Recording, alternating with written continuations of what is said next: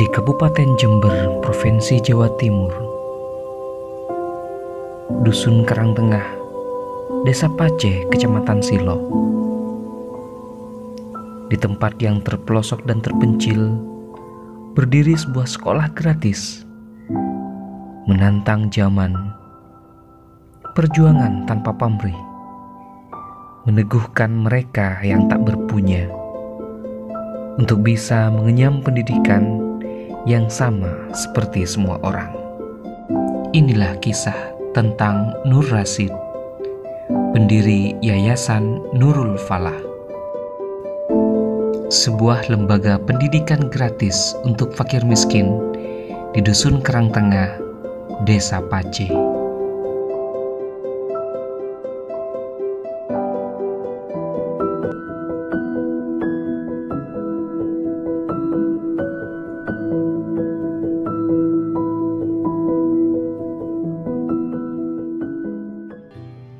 Assalamualaikum warahmatullahi wabarakatuh. Ketemu lagi dengan saya Sofyan Hadi di channel Kopi Sofi, channel yang penuh dengan inspirasi dan kreasi.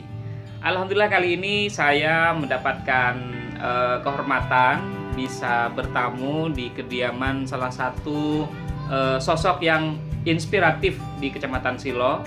Beliau adalah Bapak Nur Rasid SPD, Sarjana Pendidikan, dan saya merasa sangat bahagia sekali karena pada saat ini saya langsung diterima di kediamannya di Dusun Kerajaan, Desa Pace, Kecamatan Silo. Dusun apa ya? Oh ya, mohon maaf, Dusun Karangtengah katanya ya. Baik, selamat siang Bapak Nur Rasid. Selamat siang. Oke, jadi alhamdulillah terima kasih nih sebelumnya saya sudah bisa diterima di sini di kediamannya yang meskipun sederhana sebenarnya, tapi ini sungguh sangat penuh dengan sejarah dan sangat menginspirasi sebenarnya. Alhamdulillah. Oke, sudah ada kopi juga. Ini terima kasih, saya tahu sendirilah kalau Kopi Sofi itu suka sama kopi ya. Baik, agak kaku ya, tapi memang orangnya sangat serius Bapak Nur Rasid itu, cuman kadang-kadang bisa meledak-ledak tanpa disangka-sangka ya.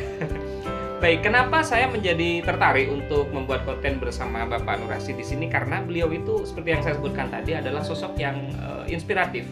Kenapa? Karena di tengah pandemi, di tengah kondisi perekonomian bangsa kita yang carut marut seperti saat ini, tetapi Bapak Nur Rasid ini bisa eksis membangun sebuah lembaga pendidikan, bahkan itu gratis ya, digratiskan.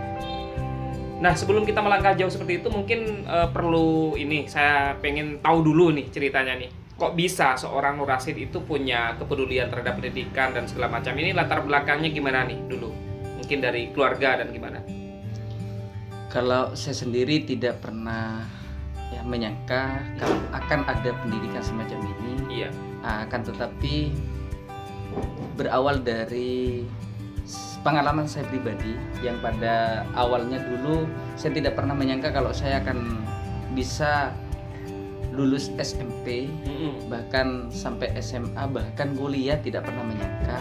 Iya. Akan tetapi karena ini adalah merupakan jalan yang diberikan oleh Allah kepada saya lewat keluarga, bapak dan ibu saya yang peduli terhadap pendidikan saya, dan terus saya pernah bercita-cita ya, setelah SD saya bercita-cita untuk melanjutkan ke pendidikan SMP di SMP Negeri 1 Silo. Iya. Akan tetapi karena keluarga ya, bapak dan ibu saya tergolong fuqara'ul masakin pada waktu itu, jadi saya dimondokkan di Pondok Pesantren Al-Falah, yang mana di sana 1996 itu ada SMP terbuka. Nah, maka dari itu saya sekolah di SMP terbuka yang ada di Pondok Pesantren Al-Falah.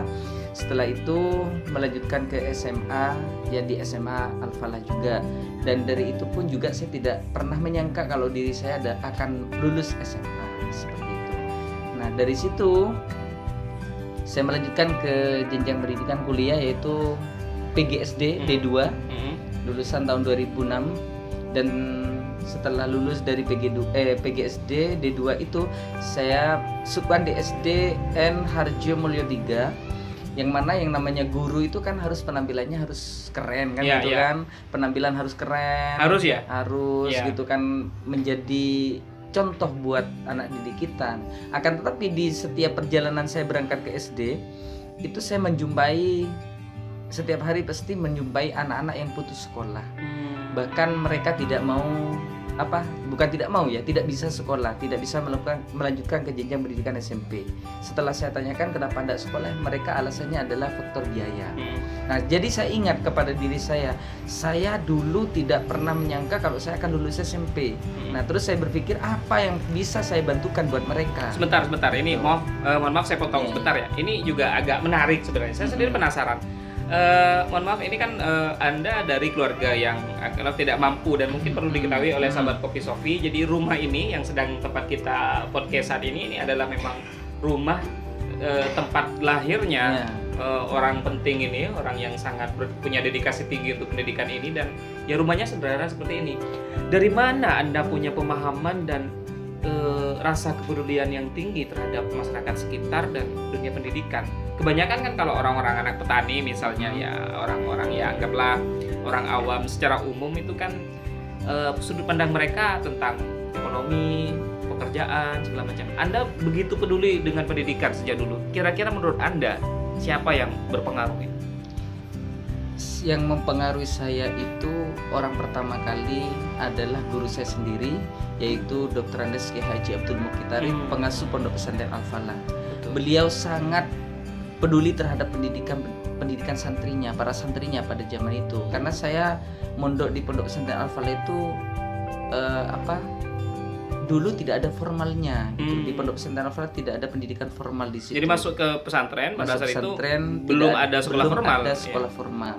Tapi karena tekad beliau untuk memajukan generasi bangsa, penerus agama ini, beliau tidak hanya mencukupkan pendidikan diniyah saja gitu, tapi dimasukkan pendidikan formal seperti dan itu yang menjadi teladan bagi Anda, akhirnya menjadi semacam doktrin dalam pikiran Anda. Betul begitu. Sehingga kemudian Anda sendiri dalam perjalanan hidupnya kemudian itu punya kepedulian yang tinggi terhadap pendidikan. Oke. Jadi dari segi ini ya, dari segi ekonomi Anda memang dari keluarga yang sama sekali tidak punya apa-apa. Masakin katanya. Betul. Karena terbantu di Al-Falah juga, akhirnya bisa lulus sampai lulus SMA. Itu di pendidikan. Aktivitas Anda kemudian berarti Anda kan sudah selesai mondok ya. Pada saat itu kuliah D3, D2. D2 itu kos atau pulang pergi ke rumah? Saya kos di Jember. Wah, anak kota ini, anak kos ya berarti? Bukan kontrak, numpang saja. Numpang gitu. saja. Ya, tidak bayar gitu, numpang sama orang Pace. Kebetulan beliau itu masih ada nasab keluarga dengan ibu saya dan tinggal di Parunas Patrang. Itu selama 2 tahun ya? Selama 2 tahun di sana, dan beliaunya akhirnya pada tahun 2007 beliau jadi kepala desa Pace. Namanya Bapak Muhammad Karyoso. Saya numpang di sana sekali. Dan di sana pun saya tidak semerta-merta enak tidur, tidak, akan tetapi setelah selesai sholat maghrib saya pasti pergi ke jalan raya untuk jual goreng tahu. Sampai jualan gorengan juga ya? Gorengan juga untuk membiayai kuliah saya selama 2 tahun di situ. Keren sekali, sangat menginspirasi. Ya. Dan itu berjalan selama 2 tahun? Selama 2 tahun.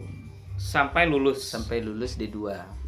Nah, ini kadang yang menjadi pertanyaan kadang ya, dan rasanya ini juga menjadi isu permasalahan yang masih sampai saat ini itu banyak sekali dialami oleh teman-teman yang kuliah. Ketika mereka mau wisuda itu ketar-ketir mereka itu. Mau ngapain gitu di rumah, nggak bisa ada sesuatu yang dikerjakan, sementara titel sarjana entah itu mau D2, D1 sampai ke S1 itu kan berat sebenarnya. Masyarakat menilai kalau kita sudah bersekolah maka pasti harus punya pekerjaan yang mapan. Anda punya tantangan seperti itu juga nggak dulu ketika lulus kuliah? Ada. Ini kan maksudnya, wah ini anak petani, anak orang biasa, sok-sokan mau kuliah, selesai kuliah mau jadi apa, ngapain gitu, gimana? Iya betul begitu, pertanyaan masyarakat memang begitu.